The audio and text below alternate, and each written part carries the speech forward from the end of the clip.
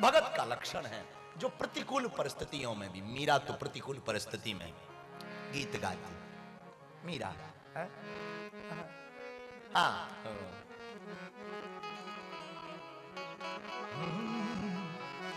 मीरा गाती, हरी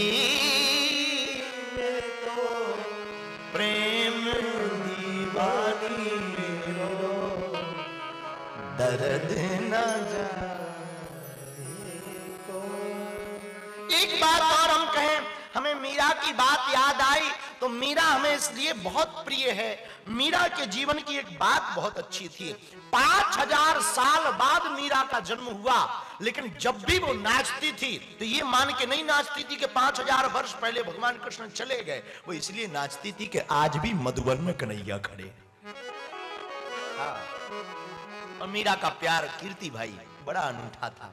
न जाने कौन सा ममीरा लगाती थी मीरा, न जाने कौन सा ममीरा लगाती थी मीरा, जहां भी देखती थी सिर्फ कृष्ण दिखाई देता था। वो जहां भी देखती थी सिर्फ कृष्ण दिखाई दे। तो किसी ने प्रश्न किया कि हम बच्चों को कैसे सुधारें। इसके लिए पहला उपाय तो यही है, पहले खुद को सुधारो, करके बताओ। अब आप गालियां बकोगे और बच्चों से कहो गालियां नहीं बकनी चाहिए, मम्मी हमको कहती गालियां नहीं बकनी चाहिए, खुद पापा की रोज ठटरी फूंकती है।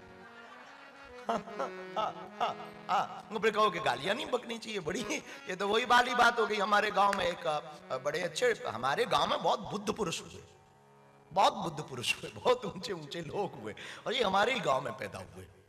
हमारे गांव में एक आदमी था, ड्राइवर कहते थे, ड्राइवर था नहीं वो तो एक दिन चालू गाड़ी में बैठ गया और उसने एक्सीलेटर दबा दिया और दीवार में ठोक दी।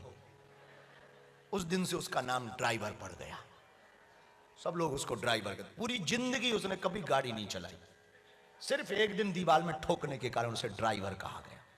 तो ड्राइवर खा रहा था सुरती, तंबाकू, और अपने बच्चों से कह रहा था खाने से कैंसर होता है। बच्चे भी हाथ लगा करके धक्का लगा के बोले पापा तुझे नहीं होता। चूंकि बच्चे हमारे चेले थे तो हमने उन्हें समझा दिया था। तो आप बच्चों को शब्दों से सिखाओगे कभी नहीं सीखेंगे, बच्चों को तो करके दिखाना पड़ेगा। एक दूसरी बात, संगत का बड़ा असर होता है। संगत साधु की होगी, प्रभाव पड़ेगा ही पड़ेगा। किसी एक कथा है, बहुत प्रचलित कथा है, एक गोबर में रहने वाले कीड़े की दोस्ती हो गई भंवर से। भंवरा जानते हो, काला काला जो उड़ता है, उससे दोस्ती हो गई। तो एक दिन भंवर ने कहा कि तू गोबर में हमेशा रहता है, चल एक दिन जरा तुझे घुमाने ले चलते हैं। तो उसने कहा चलो। वो पीठ पे बैठा के ले गया घुमाने। तो बाग में ले गया वो भंवर, बाग में फूलों के पास। तो एक फूल पे बैठाया, बोले देख हम यहाँ आते हैं, यहाँ से रस लेते हैं, ये हमारी जिंदगी है। और भंवर के बैठाने के बाद में भंवर ने कहा अच्छा मित्र, हम तब तक घूम के आते हैं, तू यहाँ आनंद ले, आज कल वापसी तुझे छोड़ देंगे। तो उसने कहा ठीक है। अब वो फूल पे बैठे, फूल हिले, बढ़िया झूला का आनंद ले। इतने में शाम हो गई। बेचारा भंवर कहीं फंस गया, आंधी तूफान आया तो वो कहीं फंस गया, आ नहीं पाया। शाम हुई, सुबह होने की पहली पुजारी जी वो फूल तोड़ करके ले गए। रहे होंगे नाथ द्वारा के पुजारी जी, या फिर हमारी मैया, इनको भी रोज फूल चाहिए ठाकुर जी के लिए। तो पुजारी जी फूल तोड़ के ले गए। इधर भंवर आया, फूल ही गायब। तो मित्र तो पहले ही गायब। तो यहाँ वहां नीचे कहीं गिर तो नहीं गया। पूरे में आवाज लगाई, अरे मित्र मित्र। उसको गांव की भाषा में गुड़बीला कहते, गोबर का कीड़ा है ना, तो गुड़बीला। ए मित्र, ए मित्र। वहां काहे को मित्र मित्र। तो भागा भागा बेचारा मंदिर में गया। मंदिर में पूजा हो चुकी थी, सफाई भी हो गई थी, लगा यहां भी नहीं है। अब मंदिर से सोचा कहां गया होगा। तो पुजारी जी फूल जहां नदी में फेंकते वहां होगा। तो भागा भागा वो गया भंवर, तो देखा फूल के ऊपर वो बैठा है, नदी में फूल बहता जा रहा, अब वो आनंद ले रहा। तो भंवर गया, अरे मित्र पकड़ पकड़ पकड़, जल्दी पकड़। दिन भर से खोजते खोजते पागल हो गए, शाम होने वाली है, फिर शाम हो जाएगी, हवा आ जाएगी, पकड़। गुरबीला बोला बस कर भैया, अब तो हो गया काम। भैया पूरी जिंदगी हम गोबर में ही पड़े रहते, तुझसे मित्रता क्या हुई, महादेव का शीश भी मिल गया, अब गंगा की धार भी मिल गई।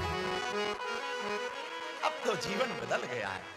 एक दोस्ती ने जीवन को बदल दिया है, एक संगत ने जीवन को बदल दिया। साधु की एक संगत जिंदगी को बदल देती है। तो आपने पूछा कि बच्चों को सुधारें कैसे? बच्चों को सुधारो मत, भगवान से प्रार्थना करो।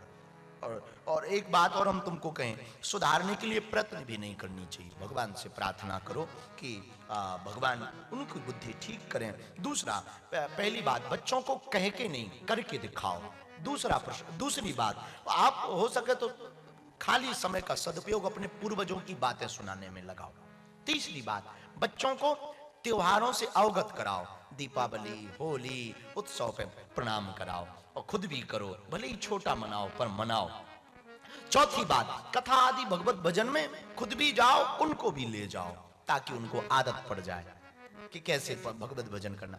पांचवी बात, ठाकुर जी की सेवा स्वयं भी करो, बच्चों से भी कराओ।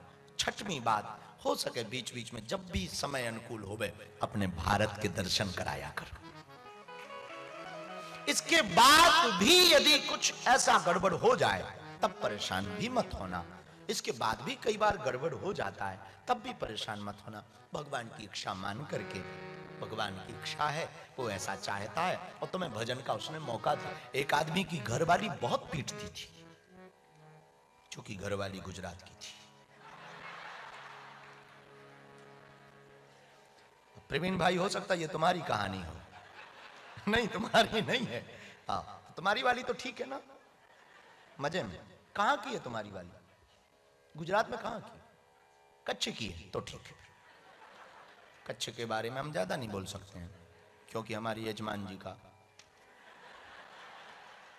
ज्यादा नहीं बोल सकते। उनके घर पे अभी 2 दिन हमें पाना भी तो है, भूखे थोड़ी मरेंगे।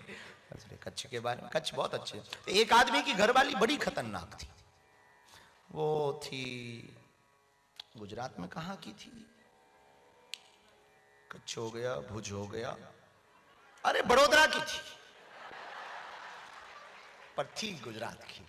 बहुत खतरनाक थी, रोज पीटती थी। और पीटना भी चाहिए, कोई बड़ी बात बुरी बात नहीं। एक व्यक्ति कह रहा था कि आप तुलसीदास जी की इतनी महिमा सुनाते हो, तुलसीदास जी की महिमा थोड़ी है, वो तो पत्नी ने डांट लगाई तो तुलसीदास बने।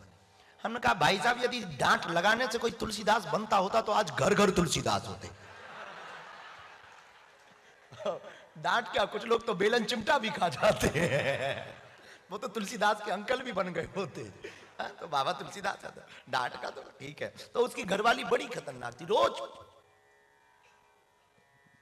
होती है। बड़ोदरा की थी, नाम मुन्नी बहन था। मुन्नी बहन, बेचारा बड़ा परेशान रहता था। तो एक दिन हमें मिला वो आदमी, वो भी गुजरात का था। तो हमने कहा कि एक बात बताओ, तुम्हारी घरवाली इतनी खतरनाक है, फिर भी तुमने माला जपना नहीं छोड़ा, फिर भी तुमने भजन करना नहीं छोड़ा। उसने जवाब तो करोड़ों का दिया। बोला भला हुआ जो घरवाली ऐसी मिली। हम कहा क्यों? बोले यदि बढ़िया होती, प्रेम करती, तो हम उससे प्रेम ना कर पाते हैं।